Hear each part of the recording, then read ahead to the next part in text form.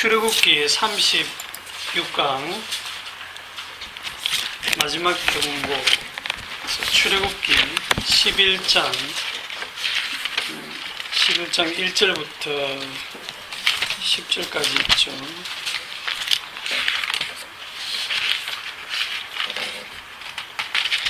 출애굽기 11장 1절에서 10절까지 교독을 하겠습니다.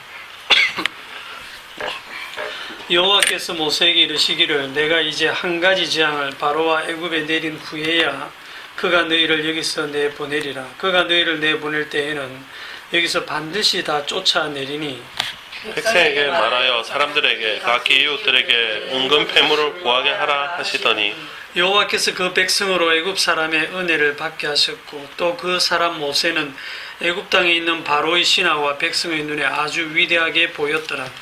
모세가 바로에게 이르되 여호와께서 이와 같이 말씀하시기를 밤중에 내가 애굽 가운데로 들어가리니 애굽 땅에 있는 모든 처음 난 것은 왕 위에 앉아 있는 바로의 장자로부터 맷돌 뒤에 있는 몸종의 장자와 모든 가축의 처음 난 것까지 죽으리니 애굽 온 땅에 전무후무한 큰 부르짖음이 있으리라. 그러나 이스라엘 자손에게는 사람에게나 짐승에게나 개 한 마리도 그 혀를 움직이지 아니하리니 여호와께서 애굽 사람과 이스라엘 사이를 구별하는 줄을 너희가 알리라 하셨나니 왕이 이 모든 신하가 내게 내려와 내게 절하며 이르기를 너와 너를 따르는 온 백성은 나가라 한 후에야 내가 나가리라 하고 심히 노하여 바로에게서 나오리라.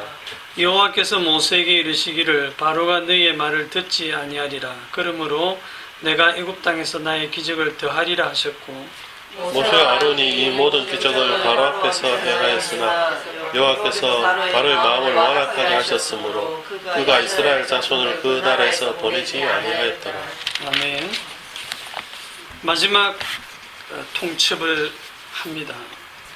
지금 10가지 재앙하면서 거의 한 3번 빼고는 계속 경고를 하는데도 불구하고 바로가 안 됐죠. 마지막 경고도 안 듣습니다. 사람들은 이 경고를 하면 알아듣고 뭐 준비할 거라 생각하지만 죽을 때까지 그 경고를 안 듣습니다. 얘기를 안 하고. 지난주에 그 출애굽기 9번째 재앙을 설명할 때 흑암 재앙을 설명할 때 지우개가 어디 갔지?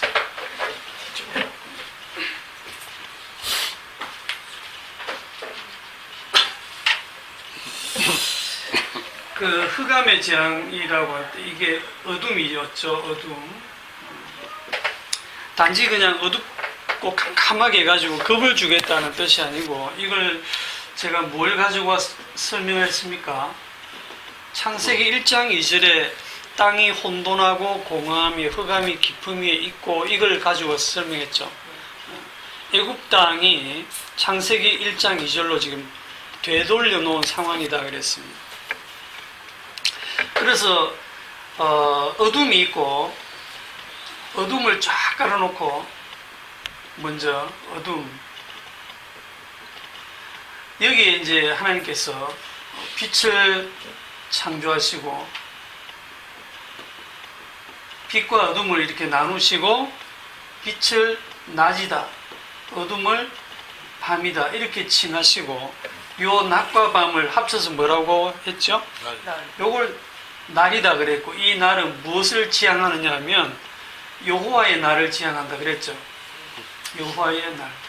요렇게 제가 지금 지난주에 설명을 드렸습니다. 출애굽기 얘기를 하다가 왜 갑자기 창세기 1장으로 가서 그렇게 연결해서 설명할 수 있느냐 그러면 이 창조하는 기사 속에 출애굽 내용이 하나님의 구원하시는 내용이 그대로 그 원리가 담겨 있기 때문입니다. 그거를 잘 아시겠지만 성경을 통해서 한 번 더 확인을 하겠습니다. 출애굽기 20장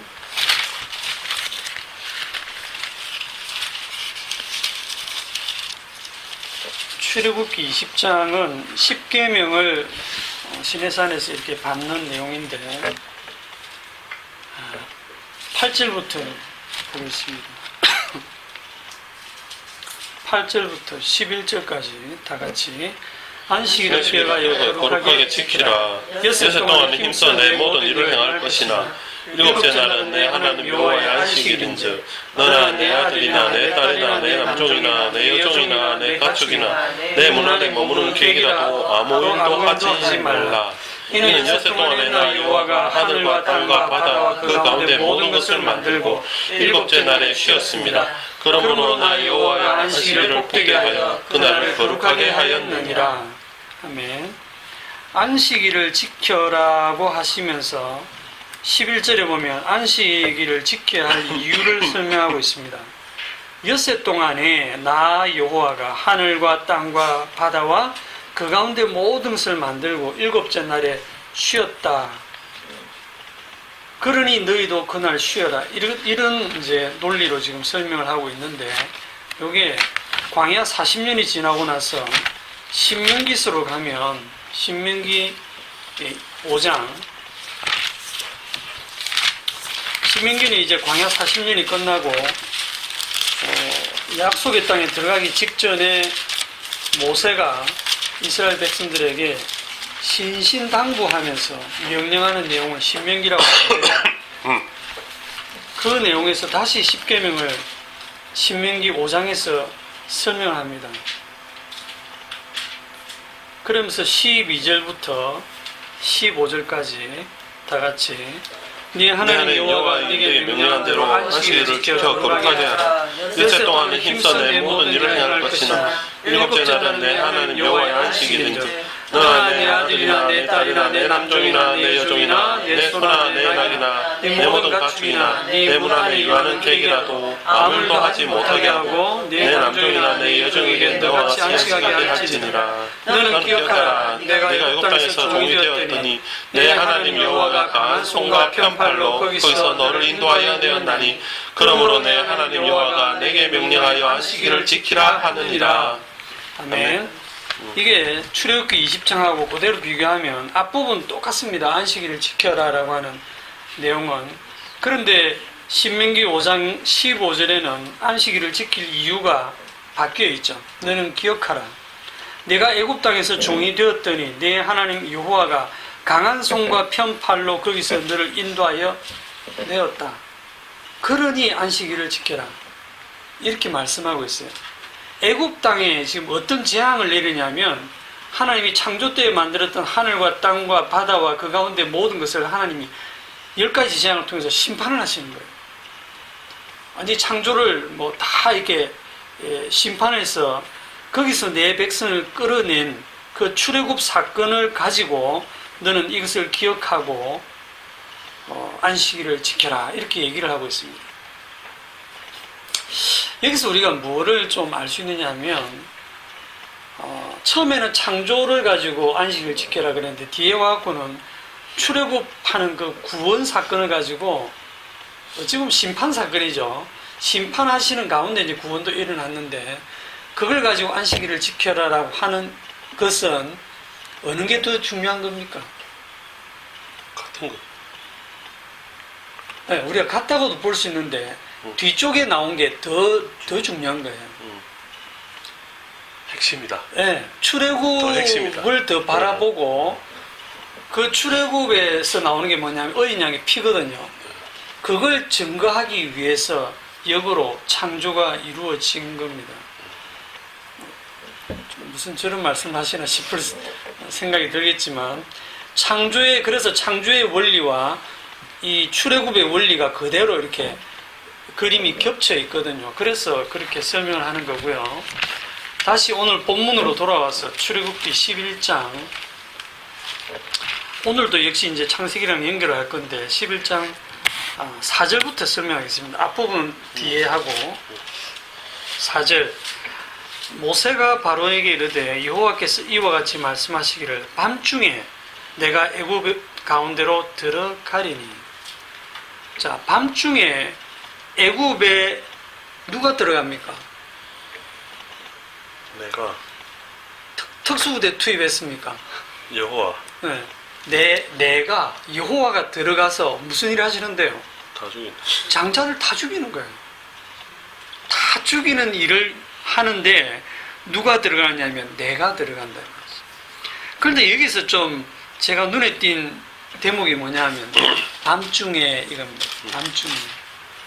이 밤중에가 뭐냐면 9번째 흑암지향이 그대로 이어지는 그 밤입니다. 그 밤의 마지막 날. 그 밤이 지난주에 그 흑암이 여호와의 날을 바라보고 흑암이 있었다 그랬죠. 그 흑암의 끝에 그 밤중에 이제 여호와께서 들어가셔가지고 심판하시면서 장자들을 다 죽이는 그게 여호와의 날, 심판의 날이에요. 제가 억지를 부리는 게 아니고 출애굽기 12장 42절에 보시면 출애굽기 12장 42절 시작. 이 밤은 그들을 애굽 땅에 인도하여 내심으로 말미암아 여호와 앞에 지킬 것이니 이는 여호와의 밤이라. 이스라엘 자손이 다 대대로 지킬 것이니라. 특히 이것을 뭐라고 하냐면 이 날은이라고 안 하고 이 밤은 그들을 애굽 땅에서 인도하여 내심으로 말미암아 여호와 앞에 지킬 것이니 이는 여호와의 밤이라. 너희가 여호와의 날을 왜 기다리느냐? 그 날은 빛이 아니고 어둠이다. 이렇게 하는 말씀이 뒤에 또 좀 나오는데 이게 여호와의 밤이다. 그게 여호와의 날이에요. 여호와의 밤이 여호와의 날이에요. 데살로니가 전서 5장 2절에 보면 이런 말씀이 있습니다. 주의 날이 밤에 도둑같이 이를 줄을 너희 자신이 자세히 압니다. 이런 말씀이 있어요. 주의 날이 어떻게 온다고요? 밤에 도둑같이.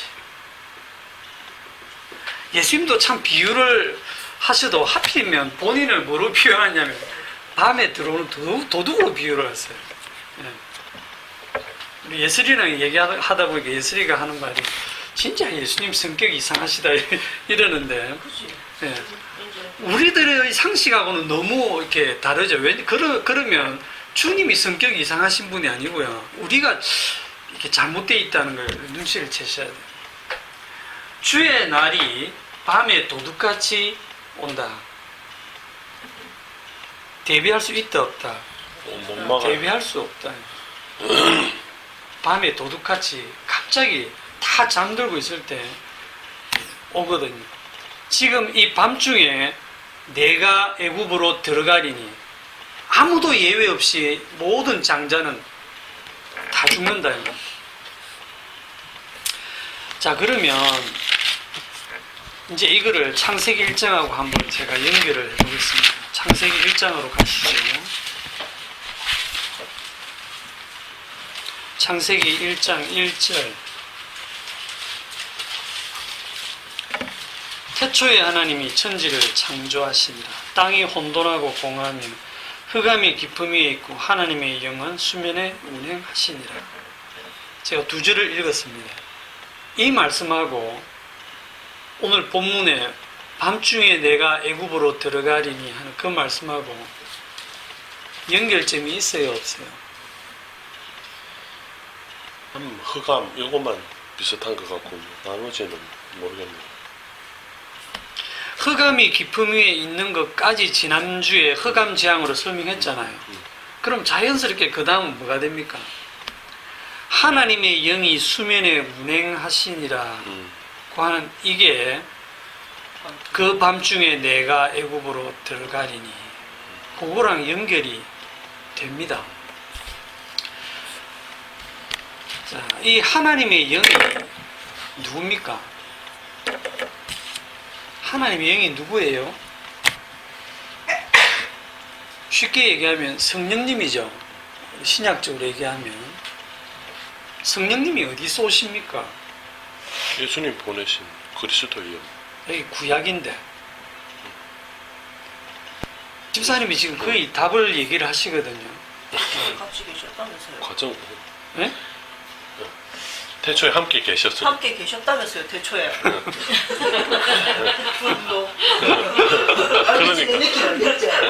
그러니까 그리스도 영 맞네. 답을 유도하자. 그 뭐지 질문 자체가 어쩌니 답을 못 맞추게 하려는 의도가 아주 밑에바닥 깔려 계셔. 선생님이. 불손하네. 네. 저도 성격이 이상하죠. 네. 1절에 보시면 제가 이걸 이제 하나님의 영을 설명하기 위해서 조금 부수적인 설명을 하겠습니다.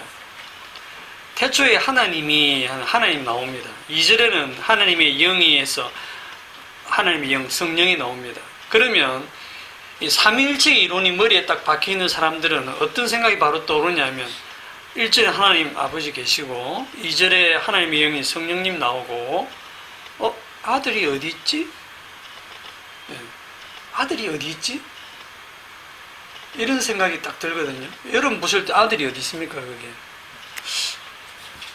아들 하나님, 예수님은 안 보인단 말입니다. 지금 이 구절에서는 아무리 봐도 여기서 예수님 보인다고 우길 수가 없잖아요.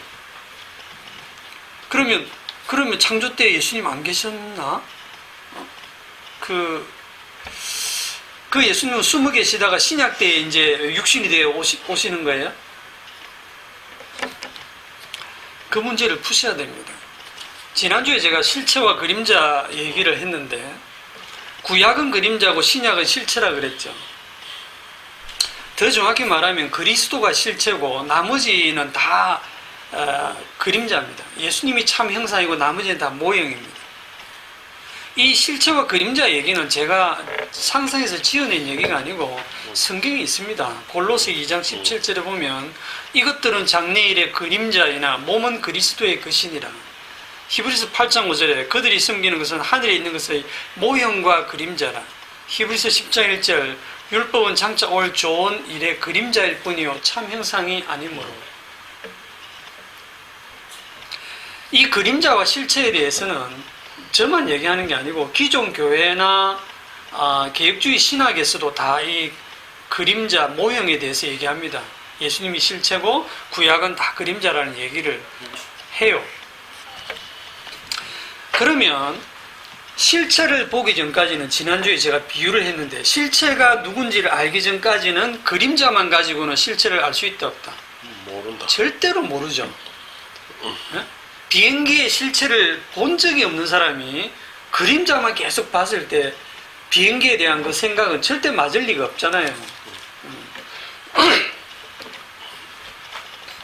그러면 실체를 가지고 와서 그림자를 설명을 해야 되는데 그러면 그림자가 필요 없는 게 아니냐? 그건 아니에요.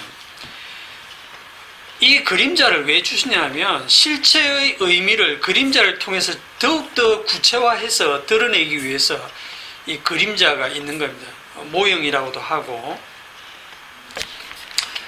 자, 그런데 좀 전에 제가 얘기한 것처럼 기존 교회나 이미 기존 신학자들도 실체와 그림자에 대해서 다 안다고 했습니다. 그런데 알면 뭐 하느냐 이거죠. 알면 뭐 합니까? 이 말씀을 해석하는 데 있어가지고 벌써 잘못 해석을 하거든요. 예를 들어 보겠습니다. 1절 태초에 하나님이 천지를 창조하신다. 이 말씀을 딱 읽고 어떻게 해석합니까? 어떻게 해석하냐면 태초에 하나님이 천지를 창조하셨다고 해석을 해요.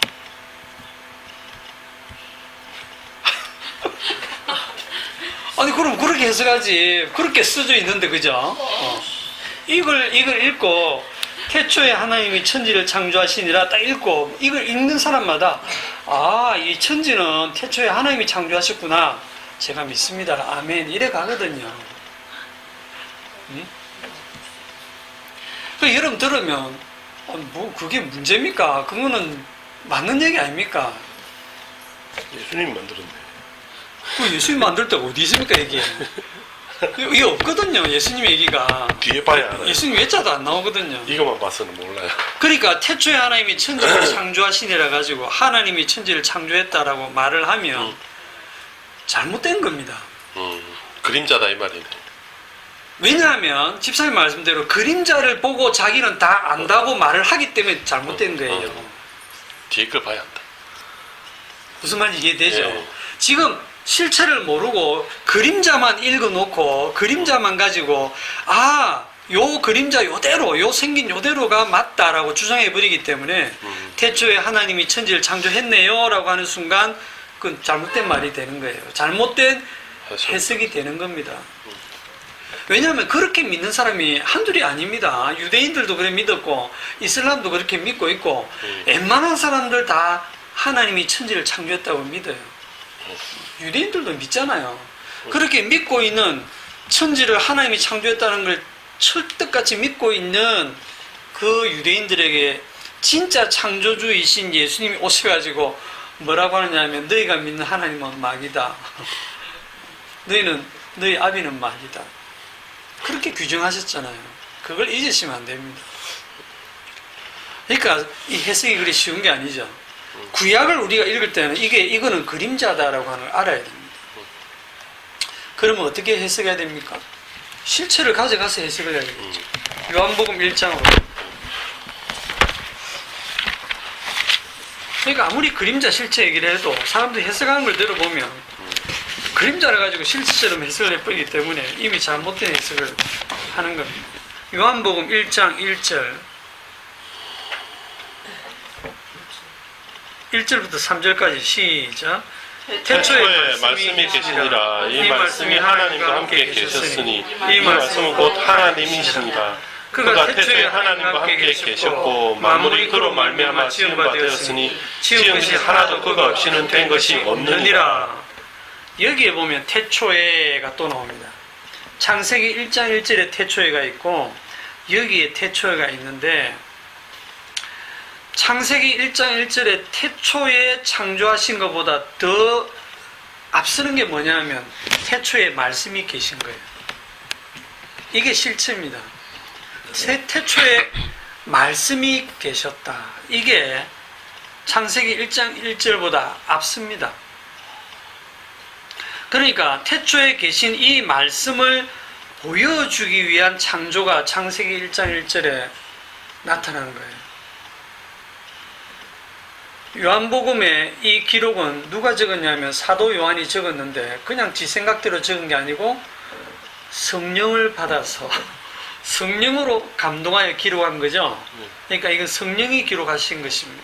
정확하게 맞는 거예요. 태초에 말씀이 계시니라. 이 말씀이 하나님과 함께 계셨으니 이 말씀은 곧 하나님이시니라. 하나님과 함께 계시면서 곧 하나님이시다. 구별이 됩니다. 하나님 아버지와 구별이 되면서 함께 계셨기 때문에. 그런데 그분도 하나님이다 라고 동일시합니다. 여기서 유대인들은 기절을 하는 거예요. 하나님은 유일하게 한 분뿐인데 갑자기 여기서 하나님과 함께 계신 또 하나님이 등장하잖아요. 그가 태초에 하나님과 함께 계셨고 만물이 그로 말미암아 지은 바 되었으니 지은 것이 하나도 그가 없이는 된 것이 없느니라. 그러니까 그분이 지었다는 거예요. 여기서 말하는 이 말씀이 누구죠? 우린 다 알잖아요. 누굽니까? 예수님이죠. 예수님. 하나님의 아들 예수님이에요. 예수님이 태초에 말씀으로 계셨고 그 말씀이 곧 하나님이시고 그로 말미암아 모든 만물을 지었다라고 하는 거예요.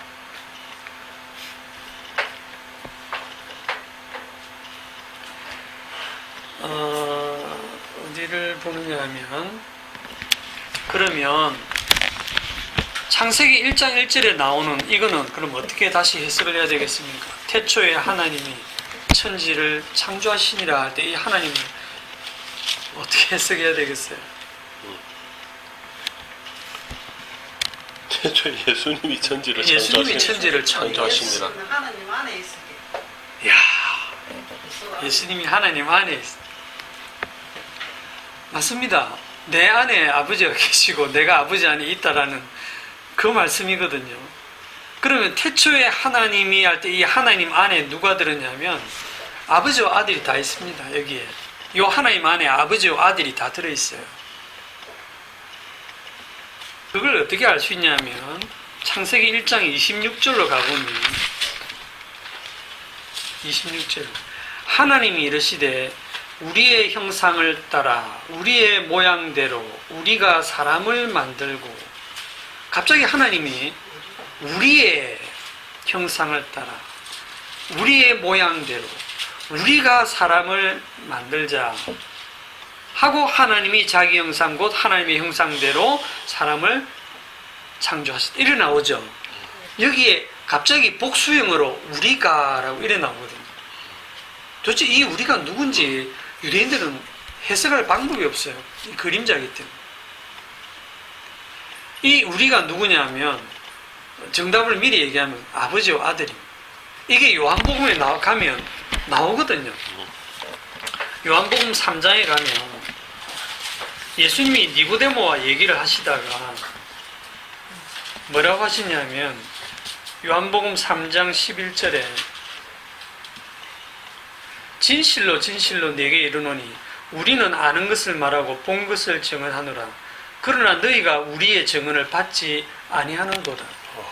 갑자기 여기서 예수님이 니고데모랑 지금 단둘이 대화하는데 너희가 우리는 우리 아는 것을 말하고 본 것을 증언한다. 그러나 너희가 우리의 증언을 받지 않는다라고 갑자기 복수형으로 얘기를 하세요. 예수님이. 그러면서 이 예수님이 또 뭐라고 하시냐면 요한복음 10장 30절에 나와 아버지는 하나이니라 하신데 유대인들이 돌을 들여 치려 하거든. 이래 나온 거예요. 나하고 아버지는 하나다. 제자들도 답답해가지고 요한복음 14장 9절에 아버지를 보여주십시오. 그러면 족하겠습니다 라고 빌립이 물었을 때 예수님이 빌립아 내가 이렇게 오래 너희와 함께 있을 때 네가 나를 알지 못하느냐. 나를 본 자는 아버지를 보았거늘 어찌하여 아버지를 보이라느냐. 아무도 하나님을 본 사람이 없으되 아버지 품속에 있는 독생하신 하나님이 나타내셨느니라. 그러면 예수님을 본 자는 아버지를 본 거예요. 예수님을 믿는 게 아버지를 믿는 거고 예수님을 공경하는 게 곧 아버지를 공경하는 거예요. 예수님이 더 기가 막힌 얘기를 하시는데 요한복음 8장에 가보면 요한복음 8장을 한번 같이 볼까요?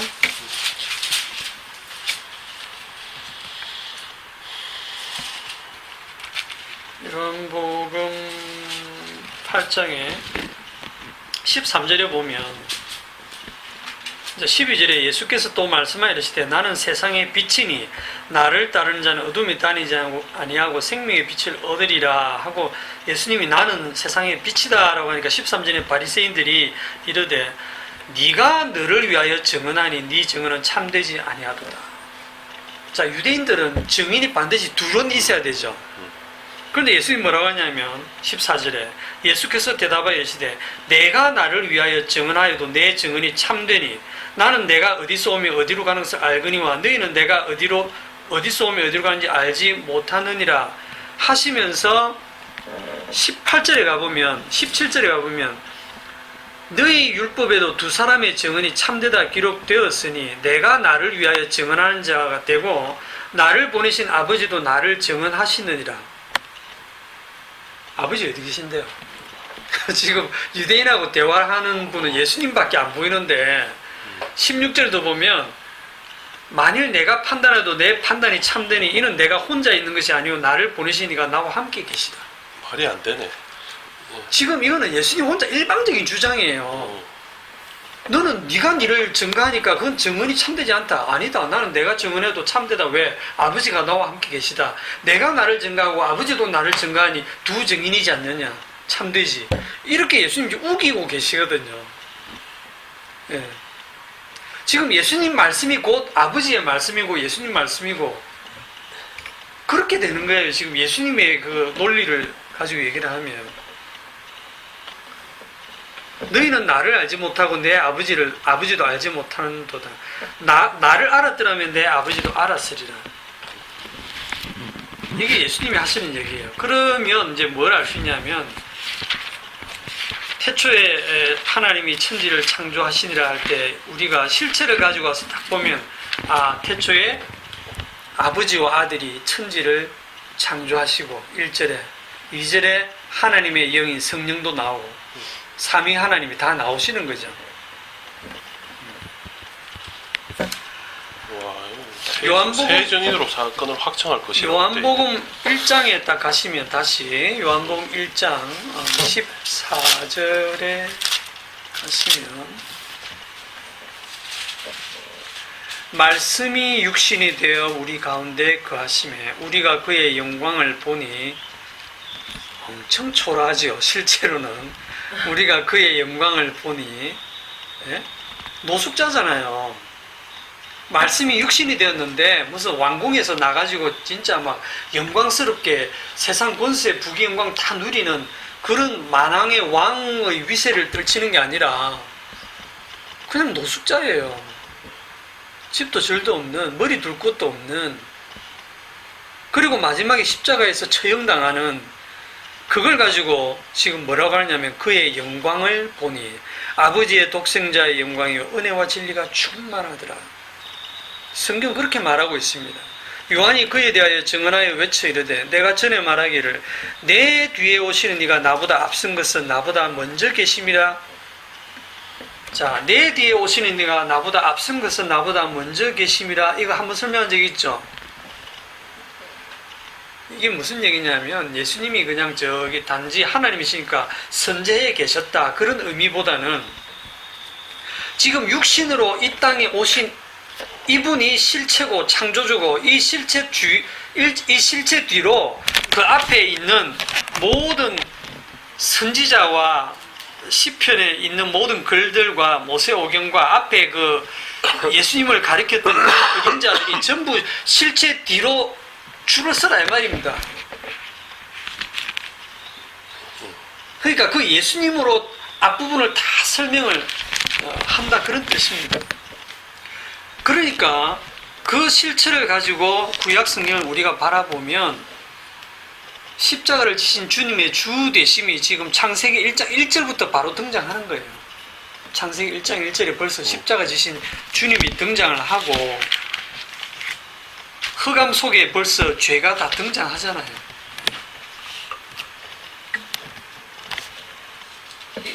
그림자에서 실체가 나옵니까? 아니죠. 그러니까 이 그림자를 가지고 백날 뭐 원어 분석하고 떠드내도 여기서 실체가 안 나옵니다. 실체가 있고 거기서 그림자가 이렇게 드리워지는 거예요.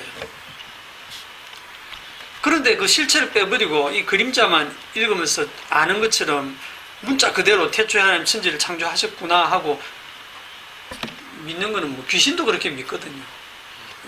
그렇게 안 믿는 사람이 없어요. 그러면 성경은 왜 처음부터 사람들이 오해하지 않도록 처음부터 예수님이 딱 나타나고 실체가 나타나서 처음부터 그냥 탁 깨놓고 설명하시지 왜 이렇게 하셨느냐? 안 믿는 거 싫어하세요. 왜 이렇게 하셨을까? 이렇게 해야 인간의 죄가 드러나요. 십자가 지신 주님이 주님 되시기 위해서는 우리는 다 어둠이고 죄인으로 드러나야 돼요. 이 그림자 속에서 전부 다 흑암 속에 갇히도록 말씀이 그렇게 기록되어 있어요. 그래서 이 구약 성경 전체는 인간의 죄를 드러내고 인간을 죄 아래 가두기 위한 말씀으로 주어져 있습니다. 자, 그러면 창세기 1장 2절 땅이 혼돈하고 공허하며 흑암이 깊음 위에 있고 하나님의 영은 수면에 운행하시니라 할 때 이 하나님의 영은 성령이라 그랬죠. 이게 아까 우리 오늘 본문 출애굽기 11장 4절에 밤중에 내가 애굽 가운데로 들어가리니 그랬고 이게 출애굽기 12장 12절에 보면 내가 그 밤에 애굽 땅에 두루 다니며 그게 운행하시는 거예요. 하나님의 영이 성령이 애굽 땅에 두루 다니시는 겁니다. 운행하시는 겁니다. 그러면서 뭐 하실까요? 죽이잖아요. 심판하시잖아요. 다 죽이잖아요. 죽이는 기준, 안 죽이고 살려놓는 기준, 어린 양의 피죠. 어린 양의 피가 있는 집은 넘어가고 피가 없는 집은 이건 바로의 왕자든지 그 계집종의 자식이든지 짐승의 첫 새끼든지 관계없이 처음 난 거는 다 죽이죠. 바로는 장자가 아니었네. 네? 바로는 장자가 아니었네. 안 죽었잖아요, 그죠? 이 사건을. 종갓집에는 완전히 진짜 출초성 났네. 창세기 2장에 나오는 이 하나님의 영이 와. 창세기 2장에 나오는 이 하나님의 영이 뭐 성신이라고도 부르는데 성령이다. 그리고 성령께서는 곧 그리스도의 영이다. 자, 그리스도의 영이다라고까지 지금 얘기할 수 있습니다. 창세기 2절에 나온 1장 2절에 나오는 이 하나님의 영을 그리스도의 영이다라고 말할 수 있습니다. 제가 이렇게 자신 있게 말할 수 있는 이유를 아시는 분? 그죠, 찾으셨겠죠. 실체에 그렇게 돼 있어서. 베드로전서 1장 11절. 베드로전서 1장 11절을 근거로 그렇게 말할 수 있습니다.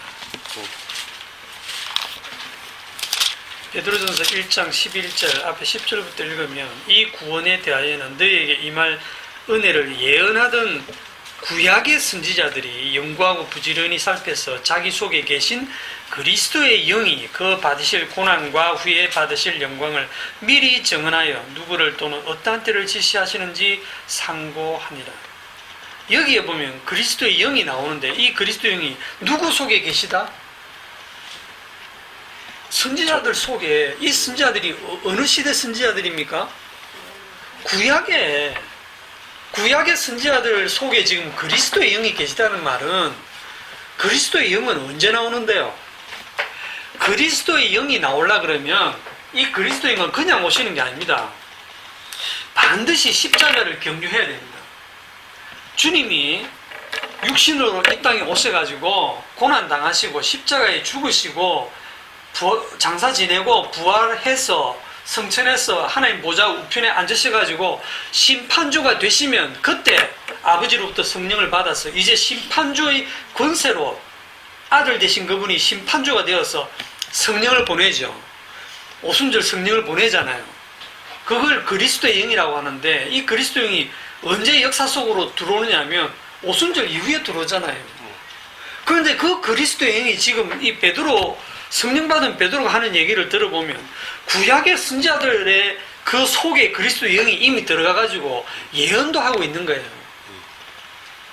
이게 무슨 상황입니까? 그리스도의 영이 지금 구약에 등장하니까. 이걸 지난주에 제가 뭐라고 했습니까? 소급적용이라 했죠. 소급적용. 예?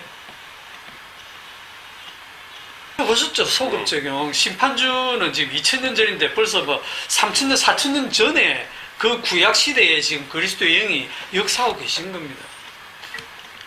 그렇기 때문에 그 그리스도의 영이 지금 창세기 1장 2절에 이 하나님의 영을 그리스도의 영이라고 말할 수 있는 거예요. 그렇게 말할 수 있는 근거가 또 뭐냐면 이 그리스도의 영이 하시는 일이 있습니다. 그리스도가 하시는 일이 뭐예요? 예수님이 심판주가 되셔서 하시는 일이 뭡니까? 엄청 쉽죠? 그것만 얘기했으니까. 심판주 되셔서 하시는 일이 뭡니까? 심판이죠, 심판. 네. 심판을 하시는데 이 심판을 쉽게 얘기하면 나누는 거예요. 나누기. 네. 나누기 하시는 거예요, 나누기. 성령이 들어오셔갖고 나눕니다, 나누고.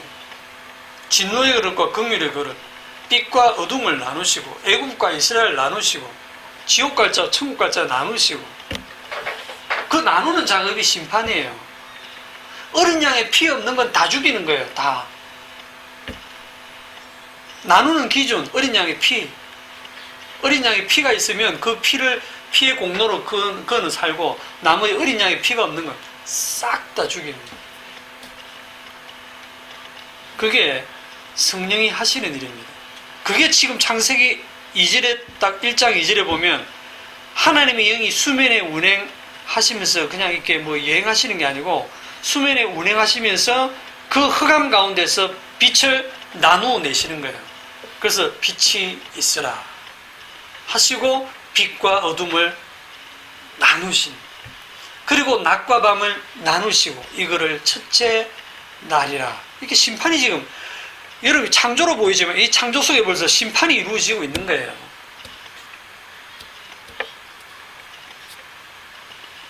요한복음 5장 22절에 보면 아버지께서 아무도 심판하지 아니하시고 심판을 다 아들에게 맡기셨습니다. 그렇다고 하면 심판주 되시는 분이 그리스도의 영, 심판주께서 영을 보내셔가지고 하시는 일이 나누는 일, 심판하시는 일. 그 심판하시는 이 이미 창조 속에 그 원리가 그대로 담겨 있습니다. 성령께서 하시는 일이 구원하시는 일입니까? 심판하시는 일입니까? 둘 다 하시죠. 그죠? 심판하시면서 누구를 구원하냐면 심판하시는 가운데 어린 양의 피가 발려져 있는 집은 그냥 넘어가시죠. 그래서 우리가 보통 성령이 하시는 일이 뭡니까? 성령 받으면 성령 받는 사람은 구원하십니다. 이렇게만 생각하시는데 천국 보내고 지옥 보내는 거 하는 걸 누가 합니까? 천국 보내는 건 성령님이 하시고 지옥 보내는 걸 마귀가 합니까? 마귀도 같이 지옥 가거든요. 마귀도 지옥 가요. 그러니까 천국 보내고 지옥 보내고 하는 거를 성령님이 하세요. 예수님이 하세요. 여러분 예수님과 성령님을 따로 생각하실 필요가 없이 성령님은 딱 예수님의 뜻 그대로 그리스도의 영이 되셔갖고 주님의 심판주의 역할을 그대로 수행하시는 분이 성령님입니다. 성령님은 절대로 자의적으로 독자적으로 행동 안 합니다. 그리스도만 증거합니다. 그리스도의 하시는 일만 실행에 옮기십니다. 그래서 예수님이 곧 성령님이 그렇게 말할 수 있는 것이고 심판도 하시고 구원도 하시는. 기존교회 다닐 때는 우리는 심판에 대해서는 사실 좀 생각을 안 하는데 왜냐하면 우리의 관심사가 전부 어디에 있어요? 구원에만 있기 때문에 예수님을 구세주라 부르지 심판주라고 안 부릅니다. 심판주라 부르는 건 되게 부담스럽거든요. 왜냐하면 예수님은 나를 천국에 넣어주는 분이라고 생각하지 지옥에 대해서는 생각하기 싫어. 아물랑 이래 되잖아. 난 몰라. 지옥은 생각하기 싫어. 왜냐하면 지옥에 예수님이 누군가를 지옥에 보낸다고 생각하면 마음이 되게 불편하거든요. 안 그렇습니까? 잘 생각해보면 예수님은 그럴 분이 아닌 것 같잖아요. 인자하시고 너그러우시고 사랑이 많으신 그분이 누군가를 지옥에 보낸다? 그건 예수님하고 좀 안 맞는 것 같아요. 그런 생각은 별로 없어요. 다행입니다. 잘 배우셨어. 부모가 예수를 안 믿고 죽으니까 아는 집사님이 며칠을 그것 때문에 우리 엄마 지옥 갔다고 며칠을 그 장례가 끝나도 거의 못 빠져나오더라고요. 거기서. 맞아요. 우리는 몸을 입고 있기 때문에 혈통 중심이거든요. 혈통 중심이에요. 그러니까 내가 믿는 예수님이 누군가를 지옥에 보낸다 할 때 여러분들이 앉아서 이렇게 들으면 그 누군가를 제3자로 생각하니까 별 감이 없지만 그 누군가가 내 사랑하는 부모님이나 내 사랑하는 남편이나 내 사랑하는 아내나 내 자식이나 내 형제나 지옥을 보낸다라고 생각하시면 얘기하는 저도 되게 불편해요. 마음이. 예수님이 설마 우리 가족은 안 그럴 거야. 그래서 이게 다 이래 생각하거든요. 그래서 교회에서는 아예 이런 얘기 절대 안 합니다. 예수 믿으면 천국 간다고만 가르치고 그 다음에 예수를 네가 만일에 안 믿으면 네가 안 믿은 그 대가로 너는 지옥 갈 수 있다. 이렇게 가르치죠. 그럼 그걸 반대 논리로 하면 나는 내가 믿었으니까 천국 간다는 자기 행위가 돼버리잖아. 예수님이 일방적으로 천국도 보내고 일방적으로 지옥도 보낸다. 긍휼에 그렇고 진노에 그것은 주님이 일방적으로 정하신다라고 이렇게 안 가르치죠. 기존교회에서. 그래 가르치면 그걸 다 이해한 사람들은 교회 안 옵니다. 왜? 내가 믿어봤자 천국 내 마음대로 가는 것도 아니고 예수님이 지옥 가라 그러면 가야 되고 내가 안 믿는 자에도 주님이 천국 보낸다면 가기 싫어도 천국 가야 되고 아유 그러면 난 내 마음대로 살면 되겠네. 주님 알아서 다 하시니까. 딱 그렇게 생각이 돌아가잖아요. 이게 선악과를 먹은 이유 인간들은 자기가 주인이 돼가지고 자기가 심판주가 돼서 다 판단하고 성경도 자기 중심으로 다 해석하기 때문에 천국 가고 지옥 가는 것도 자기 선에서 결정하고 싶은 거예요. 내가 결심을 해서 내가 믿어가지고 내가 천국 가고 내가 만약에 믿기 싫어서 안 믿으면 그 책임 내가지고 지옥 가겠다. 이런 식이거든요. 주님의 그 심판주 되심을 인정 안 하려고 합니다. 천국 가든 지옥 가든. 그래서 지옥 가야 되는 거예요. 인간들은.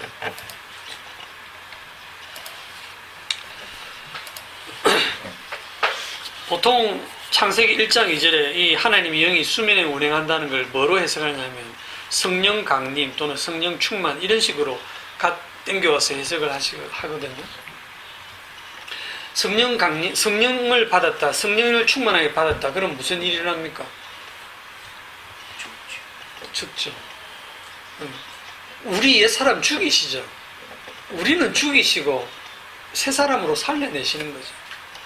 그런데 성령 충만 받는 걸 우리는 옛날에 얼마나 저도 많이 해봤지만 열심히 부흥회 때나 기도원 가서 기도하잖아요. 주시옵소서 믿습니다. 성령 충만을 주시옵소서. 그래 옆에서 누가 막 방언하면 나도 막 하고 싶어서 그냥 내게도 주시옵소서. 말씀 이걸 해놨으니까 새 방언을 말하고 네. 뭐 뱀을 집어 그러니까 독사에 물려도 괜찮아. 막 방언하면 나는 마치 구원받은 확신이 있는 것 같아. 진짜 성령 받은 증거가 막 겉으로 드러나니까 자기 구원을 챙기고 싶고 확신하고 싶고 또 성령 충만 받아서 내가 어떤 능력을 행한다든지 병을 고치다든지 귀신을 쫓아내든지 이런 기적까지 나타나면 진짜 폼 나잖아요. 믿는 폼이 사람들이 얼마나 존경하고 우러러 보겠습니까?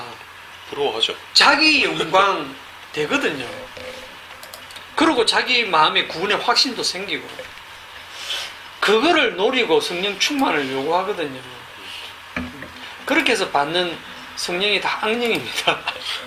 악령 충만한서 예수님을 증거 안 하고 전부 자기 증거하고 자기 성령 받았다고 증거하고 돌아다니고.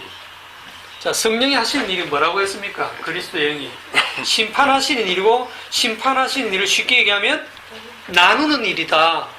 나누시는 일이다. 오늘 본문 같으면 어떻게 나눕니까? 오늘 본문 출애굽기 11장 같으면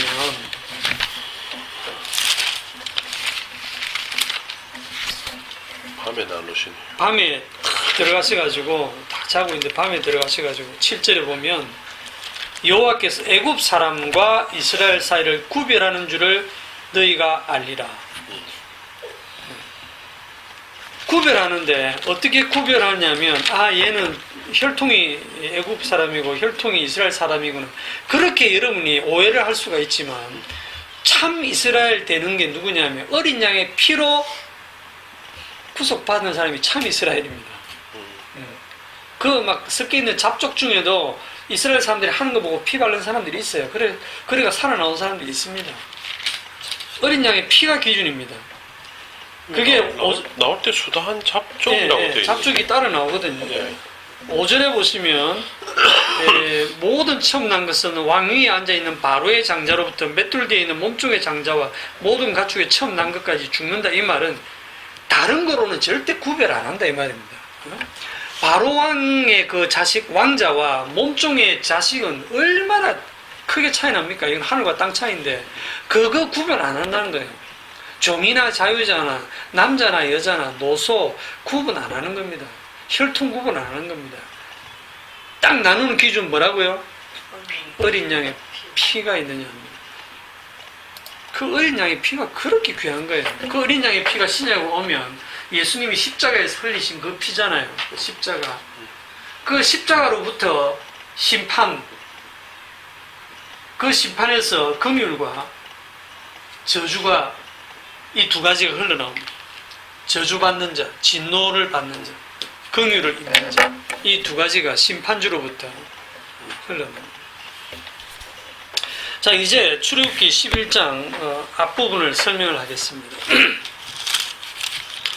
여호와께서 모세에게 이르시기를 내가 이제 한 가지 재앙을 바로와 애굽에 내린 후에야 그가 너희를 여기서 내보내리라. 그가 너희를 내보낼 때에는 여기서 반드시 다 쫓아내리니 백성에게 말하여 사람들에게 각기 이웃들에게 은금 패물을 구하게 하라 하시더니 여러분 지금 그 2절이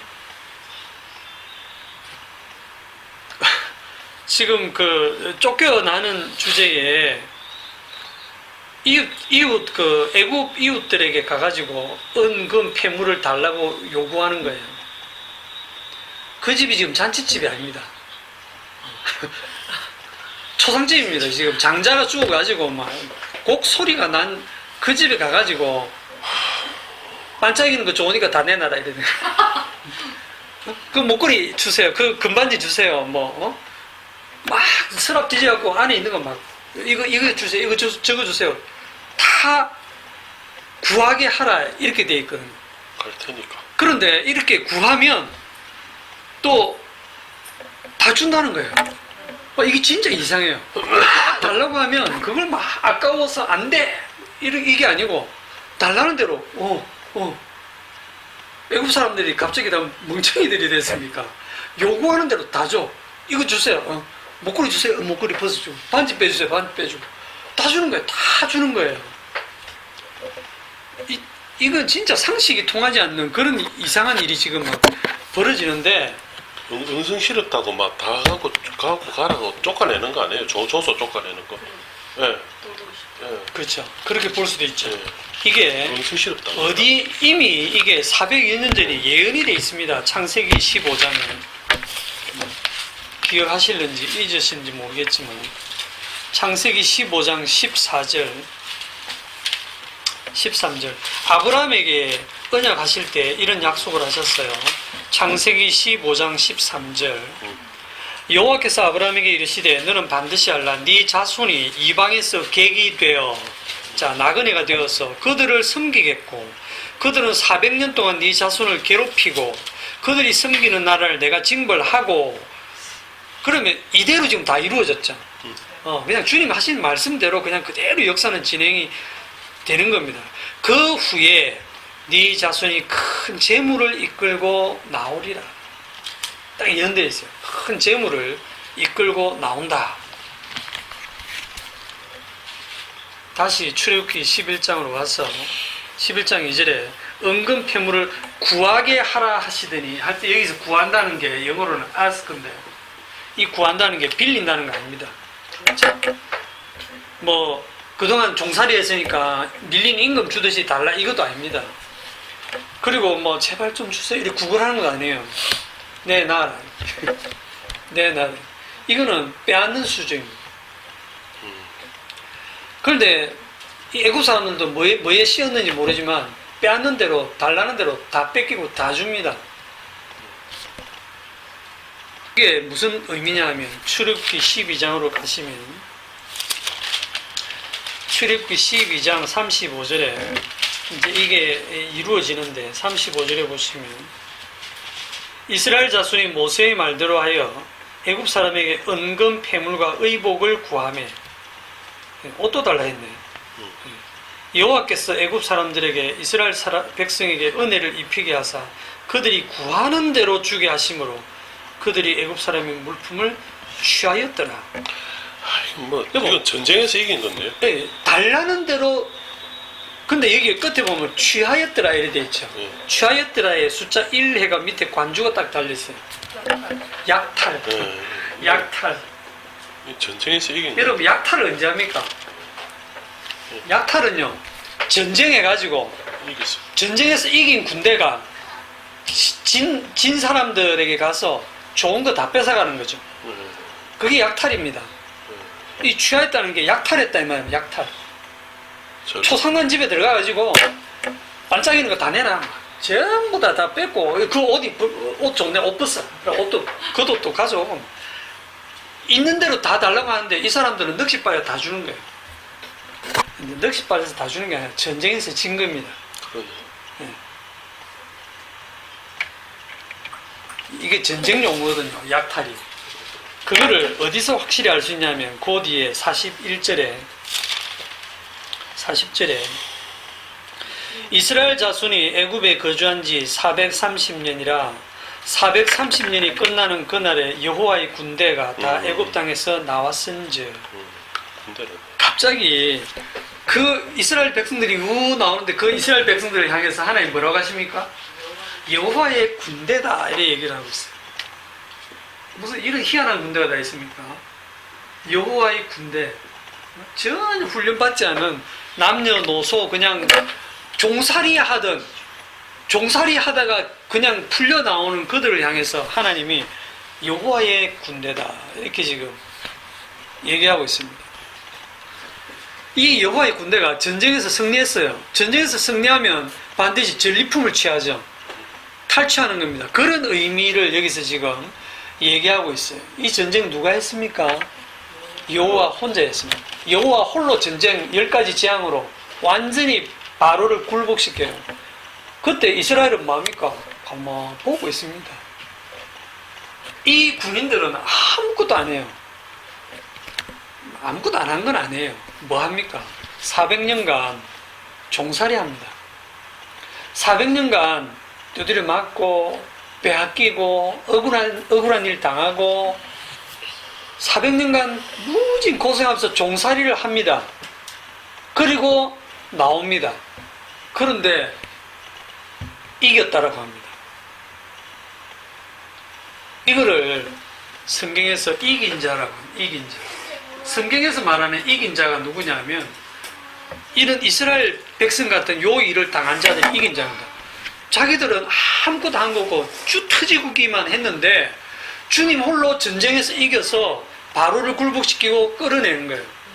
이걸 영적으로 얘기하면 하나님이 예수님이 십자가에서 마귀의 권세를 완전히 박살내고 우리를 마귀의 권세에서 구출해내는 거거든요. 주님 홀로 다 하셔놓고 우리를 보고 뭐라고 하냐면 이긴 자라고 하는 거예요. 희한한 전쟁을 다 했죠. 여러분 우리 같으면 우리 자식이 밖에 나가서 두들겨 맞고 오면 기분 좋습니까? 기분 안 좋거든요. 놈이고 가자. 예슬이는 아직 자식도 없는데도 그런 얘기 하더라고. 내 아가 나가서 맞고 오는 건 난 못 참다. 고소해야지. 나가서 때리고 오는 거는 돈이 좀 들어도 괜찮아. 물리줘도 좋으니까 좀 때리고 와. 때리고 오면 은근히 기분이 좋아요. 내가 왜 그랬니? 속으로는 잘했다. 이래 되고, 두드리고 맞고 오면, 못난 놈. 더 화가 나거든요. 이게, 천국은 우리랑 너무 안 맞아. 우리 하나님 아버지는 이스라엘은 내 아들, 내 백성이다 그러는데 430년간 두드려 맞게 둔 거예요. 두들겨 맞게. 그리고 시원스럽게 복수 한번 못하고 두들겨 맞다가 마지막에 주님 홀로 전쟁 다 하시고 데리고 나오면서 너희들은 이겼다 하고 전리품을 취하게 하는 거예요. 자, 이기는 모습이 어떤 모습이다? 이스라엘 백성들이 종살이하는 모습이 이긴 모습이에요. 세상에서 볼 때는 분명히 진 모습이죠. 이방에서 나그네처럼 산다. 그래서 맨날 얻어 터지고 맨날 빼앗기고 맨날 억울한 일 당하는 그런 종살이의 삶을 사는데 이걸 이겼다라고 하는 거예요. 여러분 잘 보세요. 신약 성경으로 가보면 고린도전서 4장을 한번 봅시다.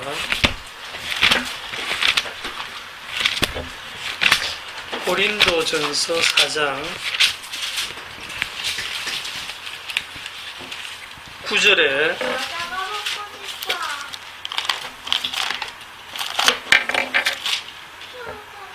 고린도전서 4장 9절 내가 생각하건대 하나님이 사도인 우리를 죽이기로 작정된 자같이 끄트머리에 두셨으며 우리는 세계 곧 천사와 사람에게 구경거리가 되었노라. 우리는 그리스도 때문에 어리석으나 너희는 그리스도 안에서 지혜롭고 우리는 약하나 너희는 강하고 너희는 존귀하나 우리는 비천하여 바로 이 시각까지 우리가 줄이고 목마르며 헐벗고 매맞으며 정처가 없고 또 수고하여 친히 손으로 일을 하며 모욕을 당한 적 축복하고 박해를 받은 적 참고 비방을 당한 적 권면하니 우리가 지금까지 세상의 더러운 것과 만물의 찌꺼기 같이 되었더라. 아주 세상 속에서 그냥 쓰레기 취급을 받는 사도 바울이요. 예수 믿기 전에는요 안 이랬습니다. 예수 믿기 전에는 가말리엘 문화에서 진짜 잘 나가는 바리새인이었어요. 그렇잖아요. 히브리인 중에 히브리인이고 이랬던 사도 바울이 예수 믿고 신세 조진 거야. 예수 믿고 나서 그 사는 꼴을 보면 맨날 줄이고 목마르고 헐벗고 매맞고 정처가 없고 억울한 일 당해도 참고 축복하고 박해를 받아도 참아내고 비방을 받아도 권면하고 아이고 진짜 이게 사도의 삶인데 근데 이걸 갖다 이긴 자의 모습이라는 겁니다. 이 땅에서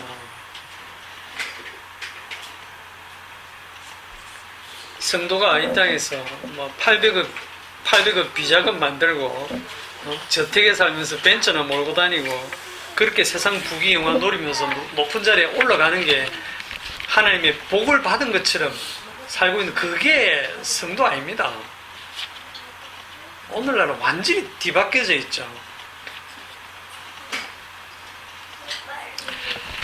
다시 오늘 본문으로 돌아와서 출애굽기 11장 이기는 모습을 조금 더 구체적으로 얘기하면 11장 1절 뒷부분입니다. 그가 너희를 내보낼 때는 여기서 반드시 다 쫓아내리니. 여러분 이게 분위기가 어떻게 바뀐지 보세요. 바로왕이 절대 나는 못 보내준다 이랬잖아요. 내가 손해볼 거 없다. 난 너희들 절대 안 보낸다 했는데 마지막 지왕이 끝난 다음에는 어떻게 하느냐 하면 반드시 보내는 게 아니고 쫓아낸다 그랬어. 지긋지긋하다. 얘들은 완전 재앙 덩어리다. 이거 얘들은 이따가는 애굽 완전히 망하겠다. 나가라. 금 주세요. 은 주세요. 줄 테니까 나가라. 그런 거거든요. 다 줄 테니까 제발 좀 나가라.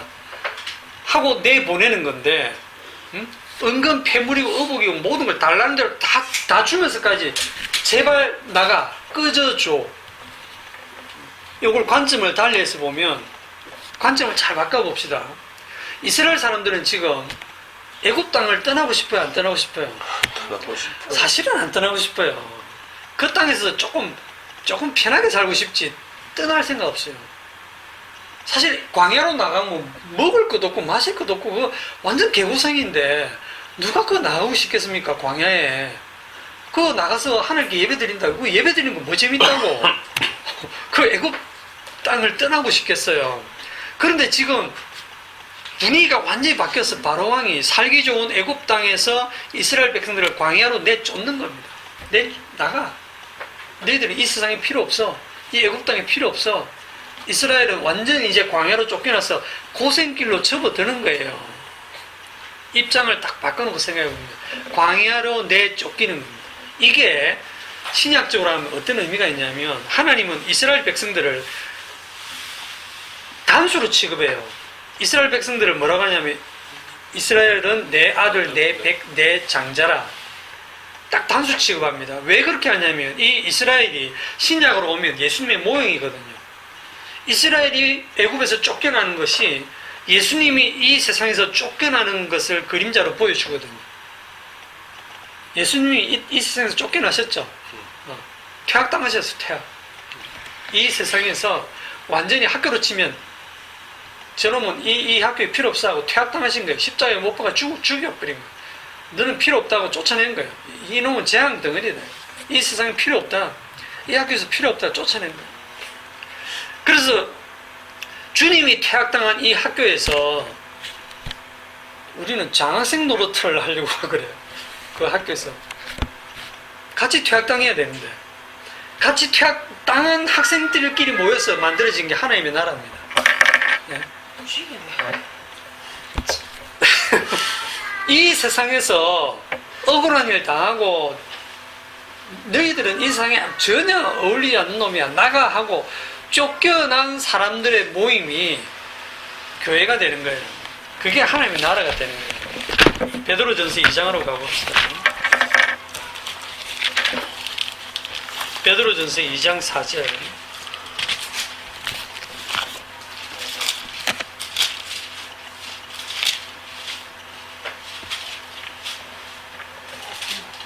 베드로전서 2장 4절. 사람에게는 버림바가 되었으나 하나님께는 택하심을 입은 보배로운 산돌이신 예수께 나아가. 자, 사람에게는 어떻게 됐다고요? 버림바 되었으나. 주님 절대로 저는 주님 안 버립니다. 이러시면 안 돼요. 베드로도 버렸거든요. 제자들도 다 버리고 도망갔거든요. 우리 역할은요, 예수님 버리는 겁니다. 그런데 버림받은 그 주님이 나를 구원하시는 거예요. 사람들은 예수님을 버립니다. 왜? 아무짝에도 쓸모가 없거든요. 사는데 도움이 하나도 안 돼. 그런데 그렇게 사람들에게는 버림을 받게 되고, 그러나 하나님께는 택함을 입어서 보배로운 산돌이신 그 예수님이 뭐가 되느냐 하면 6절에 보라 내가 택한 보배로운 모퉁이 돌을 시온에 두노니 그를 믿는 자는 부끄러움을 당하지 아니하리라. 그러면서 성경 어디에 보면 건축자들의 버린 돌이 모퉁이의 머릿돌이 되었느니라. 그 뒤에 나오네, 그죠?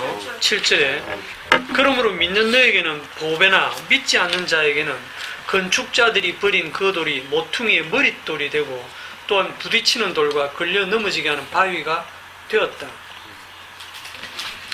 건축자들이 버린, 사람들이 버린 그 예수님이 모퉁이 돌이 됐어요. 그러니까 하나님의 나라에 모퉁이 돌이 딱 된 거예요. 그러면 그 옆에 이제 그 기초돌 위에 쌓여질 돌들은 또 어떻게 됩니까? 다 저 세상에서 버림받아서 튀어나오는 돌들을 가지고 주님이 다 버림받은 자들로 지어가는 게 뭐냐면, 이제 마지막 성경 보겠습니다. 에베소서 2장에 갈라디아서, 에베소서 2장 20절.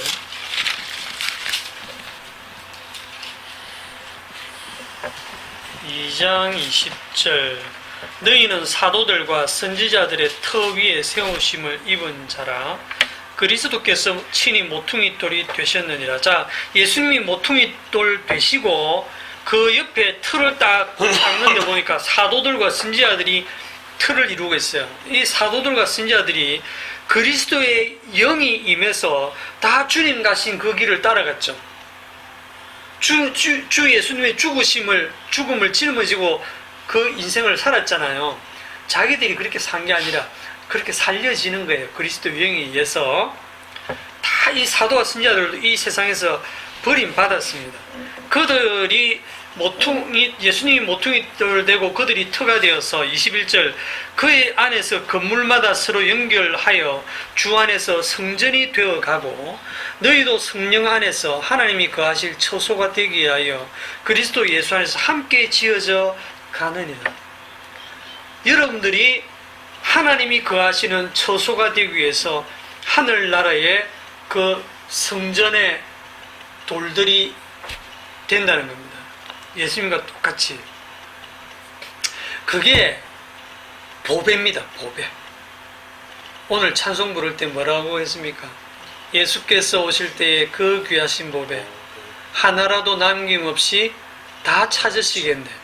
이걸 우화적으로 표현하면 창세전에 하나님이 하늘의 그 보배를, 그 보배로운 그 구슬들을 이 세상 역사 속에 다 뿌린 거예요. 그래서 세상 속에 다 흩어져서 잃어버린 바 되었어요. 그걸 주님이 오셔가지고 그 보배를 하나하나 찾아내시는 거예요. 귀한 보배, 빛난 보배, 주 예수의 보배 하나라도 남김없이 다 찾으시겠네. 다 찾아내가지고 하나도 잃어버리지 아니하고 다 찾아내셔가지고 하나님 나라의 성전을 완성하신다는 거예요.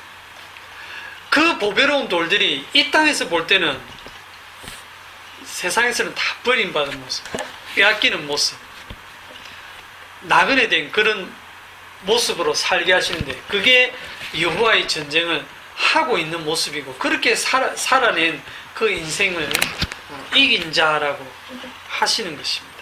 오늘 여기까지 기도합시다. 하나님 아버지, 주님 홀로 다 이루신 것을 믿게 하시고 주님 홀로 다 이루심을 증거하기 위해서 천지가 창조되어지고 모든 하나님의 말씀이 주어져 있음을 보게 하여 주옵소서. 이 땅에서 주님의 보배가 주님이 이 땅에서 고난당하고 십자가에 버림받았던 것처럼 주님이 택한 자들 또한 이 세상이 참으로 낯설고 나그네와 같은 그러한 삶으로 인도하신 것을 알게 하시고 비록 이 땅에서 매맞고 헐벗고 굶주리고 억울한 일을 당하고 소외를 당하고 그럴지라도 이 세상은 잠깐 있다가 사라지는 세상인 것을 알게 하시고 늘 위를 바라보고 하늘을 생각하는 소망을 가진 성도들이 되게 하여 주옵소서. 예수님 이름으로 기도하옵나이다.